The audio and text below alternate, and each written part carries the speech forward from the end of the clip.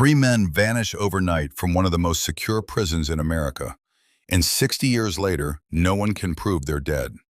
A train robber lives under his own name in another country for 30 years, and the law never lays a hand on him again. A prisoner rows a stolen boat through a storm that was supposed to kill him, and makes land alive. These are four escapes that actually worked, and by the end of this video, you'll know exactly how. Let's go to Alcatraz, 1962. You're serving time on an island in San Francisco Bay, in a prison built specifically because everyone believed escape was impossible. Freezing currents surround you on every side, and you'd still have to cross open water without anyone noticing. But you've got a plan, and two other guys are in on it. For months, you take turns chipping away at the ventilation grill at the back of your cell with a sharpened spoon. Every night, you cover the hole with a fake cardboard grill you painted to match the wall, so it passes inspection under dim light. Behind your cells is a maintenance corridor nobody patrols closely. Once your holes are big enough, you slip through at night and work up there, stealing raincoats from other inmates and stitching them into a raft and life vests. To fool the guards during nightly count, you sculpt dummy heads out of soap, toilet paper, and real human hair, swept off the prison barbershop floor, and tuck them into your bunks under the blankets. On the night of June 11th, you and your two partners squeeze through the vents, climb up through the shaft to the roof, and climb down the outside of the building on a rope of knotted raincoats. You inflate your raft at the shoreline and paddle into some of the most dangerous currents in the country. The next morning, guards find 3 dummy heads in 3 empty beds, and nothing else. Despite one of the largest manhunts in FBI history, no bodies are ever recovered. The case is still officially open today, which means legally, these 3 men could still be fugitives, alive or not. Now let's cross the Atlantic to London a few years later. You're one of the men behind Britain's biggest train robbery, serving a lengthy sentence at Wandsworth Prison.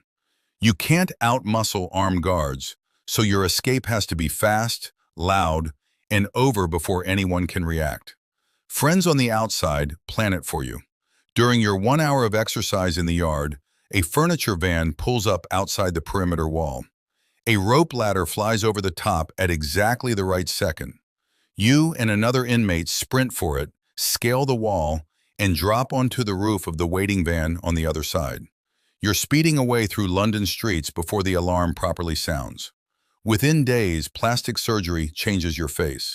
Within months, you've left the country, eventually settling in Brazil, a place with no extradition treaty for your crime.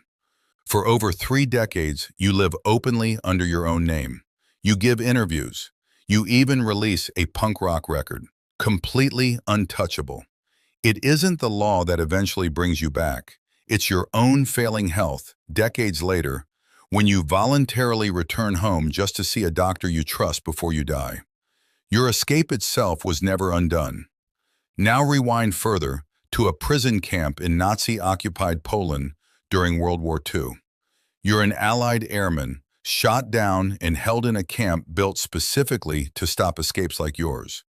Deep sand soil that collapses tunnels, seismic microphones buried in the ground, watchtowers with overlapping sightlines covering every inch of fence.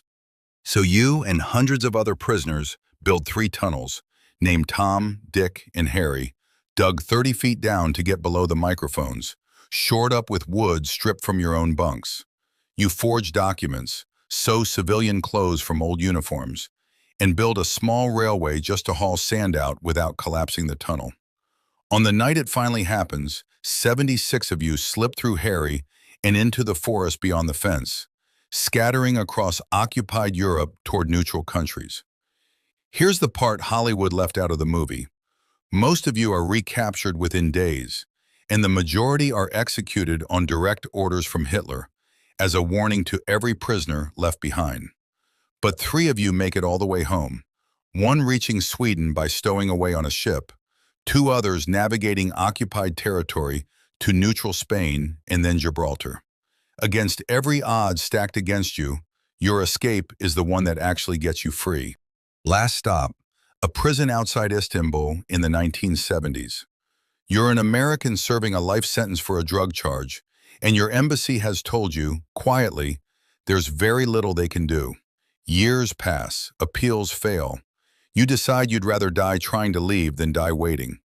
Your chance comes when you're transferred to a lower security island prison, surrounded by water but far less watched at night.